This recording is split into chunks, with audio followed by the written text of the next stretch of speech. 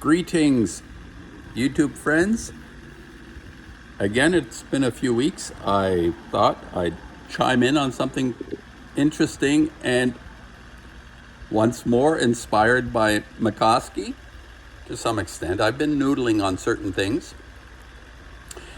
And McCoskey today, I came across a post he did on some meeting that Putin and Trump have on Friday. I didn't know about that. He has certain speculations regarding reality experience. Oh, by the way, it's a scorcher. It's a scorcher. I'm up in the studio. I'm under the roof, third floor up. It's sometimes it gets over 100 in here. It's not too bad. It rained and wind coming in, so it's not as intense. Although it is a scorcher, has been hot for the last week. Anyway, okay. This sort of thing overlaps with, for the last week, I've been noodling on things. On specifically what I'll probably call this speculation on my part, this noodling, the illusion of truth. I did make a video in which the title was "Truth is a Lie." Might be a little bit of a follow-up on that particular idea, but the illusion of truth, or the illusion of truth as any kind of value to our pursuit in terms of this experience, what we're going through, may very well be highly overrated. And what sort of made me think what McCoskey was talking about regarding this Friday meeting, he said it could go in many different ways, but it indicates again the type of life script that we may be on, and the way I always think that whatever is scripting is laughing at us, how we lap up all the events and things. And McCoskey, I think, is right, that it doesn't really matter whichever way the reality that we experience goes. It doesn't really matter, which my speculation, my noodling comes in on truth. So whether or not you have the truth, quite frankly, is irrelevant. Is he right? Is he wrong? Am I right? Am I wrong? What's really going on? Yeah, we can see that things are being clearly manipulated. If anybody is still in doubt, especially after the shit show. I love referring to the shit show. Somehow, even that, I say to myself, well, they overplayed their cards. They made a big mistake by showing us how obvious this fake emergency was, and people are still, in some form or other, pretending that it was real. Even people that appear to understand the idea of the virus, the way they propagated it, is complete bogus. It's bullshit. It's so absolutely false. And I'm not interested in the truth behind it. I just like the idea that I know it is so absolutely stark, raving, mad, stupid to go along with a virus that's going to be a mask is going to prevent you from getting all that kind of shit. Okay, so the shit show, yes. It highlighted how absolutely insane this reality is. Once more, I mean, there are so many instances and examples historically, murder, mayhem, all that kind of continuous war going on among people. It's like so obvious this is a shit show that people say, oh, but I'm having a charmed life. Well, congratulations, you're having a charmed life. We all have different levels of this shit show going on. Okay, what was I thinking? I was thinking about, the illusion of truth is possibly a major trap, that people who really like to think of themselves as, on the one hand, yes, exposing the lie, which is really important. I think it's a completely different thing in my mind to expose a lie and then pretend you have the truth. This is very problematic for me because I've always said truth is a moving target. And in that sense, it becomes rather irrelevant. That's what I'm thinking, because it's obviously, well, I'll make a concession. I'll say it's very personal. The idea of a truth is very personal. If it even has any meaning, like I'm continuously going down this path in my mind about truth being of what the hell is that? Whoever came up with that word, I guess it's not the opposite to a lie. This is the thing. Discovering or exposing or understanding how we're not, and here I'll say it, what I think is much a higher level of being is being in the rightness of things. There is a difference for me between truth and being in the rightness of something. Feeling to be in the rightness of something. It doesn't mean that I can proclaim a truth. It just means that I feel in the rightness of something. Something has, the penny has dropped, and I say to myself, yeah, it feels right. So my response to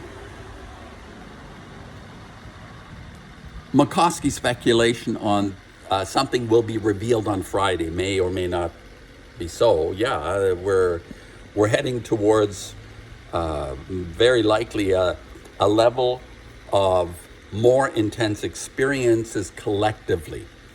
Each individual has their own path,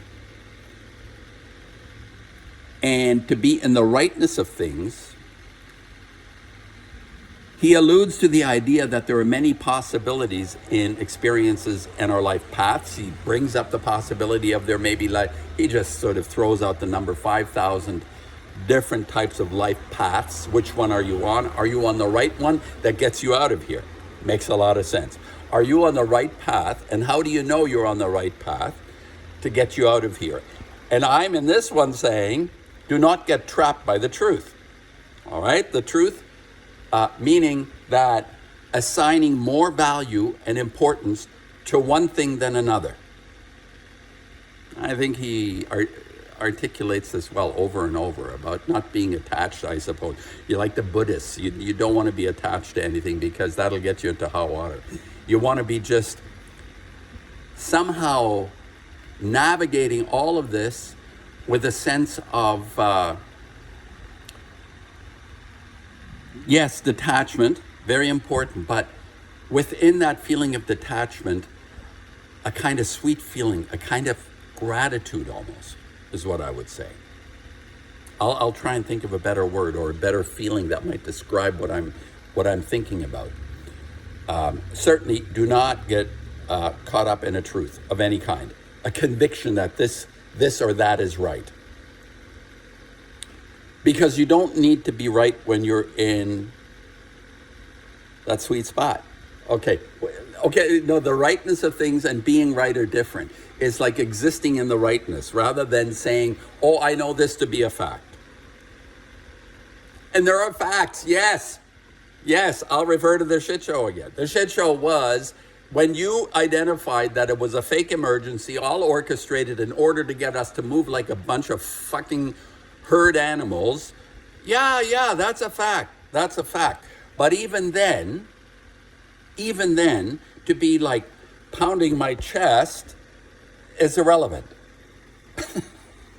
Pounding my chest. Okay. What am I saying? In a way, it's like my nature to question and push a thought in another direction. So I like what McCoskey has been doing. I've been very grateful. And what I have read of the material he's provided me has helped me decide that the things that are difficult are not necessarily, okay, how do I put this? The things that I have had fears and trepidations about are not the guide, are not like the shit and the crap is not guiding me. It's something else. That's what I'm saying. And he has alerted me to this. the acknowledgement and acceptance of the fact that this is a disgusting, sick place of abuse, and it's a horror show ultimately. A lot more, granted, a lot more for some people than others, but we all have our personal cross to bear within this horror show, and it may not be as severe as someone else, but it exists. So, what am I saying? The noodle I've been having, apart from the fact that I come across this post by McCoskey about this Friday thing with Putin and Trump, whatever it will reveal, as he says, will just confirm how everything is scripted. Makes sense. And then, of course, Quantum of Conscience is on a mission to expose this fakeness of everything. Perfect. Wonderful. I really like that. Yes. And at a certain point, I've said it becomes redundant, but I think he's on a mission to remind people as much as possible, which is noble. I think it's a very noble mission. I have no more criticism of this fellow, the way he's proceeding or highlighting, elucidating, analyzing, making sure that we stay on with the understanding of the fakeness of all things and how everything is made up to accommodate some kind of larger plan. And us not fitting into this larger plan is very important. Okay. And the larger plan is different for each person. Boy, it gets complex. Because the level of manipulation, the extent to which we are seduced even, especially through truth, people who claim to have this insider, this ability to be on the inside of something and knowing definitively this or that, is, in my mind, one of the most subversive traps. Truth, one of the most subversive traps. Very different from being in the rightness of something. I haven't really covered something here. I'm attempting to articulate part of this complexity that is obstructing us. Obviously, something that is not understood, okay, what if it's there, the noodle leaves something as complex until it's understood. Complexity is merely something that we don't understand, and I'm sure there are many levels. Considering this reality, the way it is manifested all around us, I mean, it's incredibly, incredibly complex and magnificent.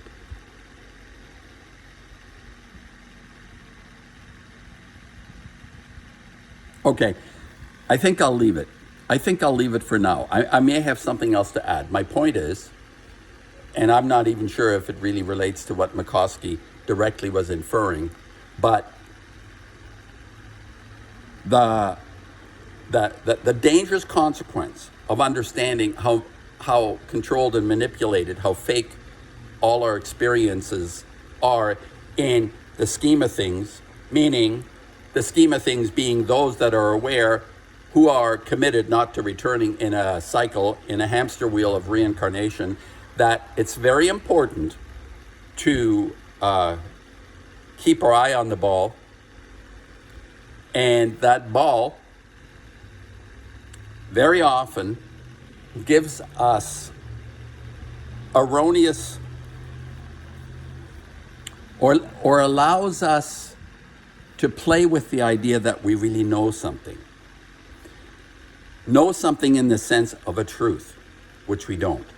It's very personal. There is no universal truth. There is nothing that all of us can adhere to and say this is what works. It's very individual. But the pivotal thing for what I'm thinking is never to have this sort of hubris on any level. Hubris in the sense of saying, this is definitively that. This is that. Maybe that makes sense. And I may have just sort of blown my wad on this one too, and it's not necessary for me to have posted this. I'll listen to it again. But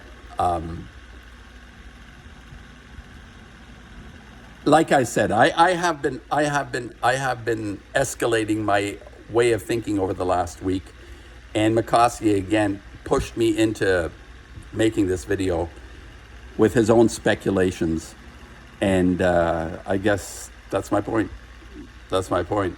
Staying cool, see my fans going, and it's not so bad. I am sitting in front of another fan, so if I have something to add, I will. I feel like I haven't covered some essence of what it is that I was noodling on. It escapes me. I don't know whether my mind is able to keep track of all the kind of thoughts and impulses that arise in me in any given day, especially because there are some very profound, difficult life experiences I've been going through myself for the last 2.5 years, but there is more added. I am now escalating. I have escalated, or not I have, but the script that I'm on has escalated into another level of difficulty. So anyway, not going to get into that, but wish you all the best. And we'll see you again soon. Maybe.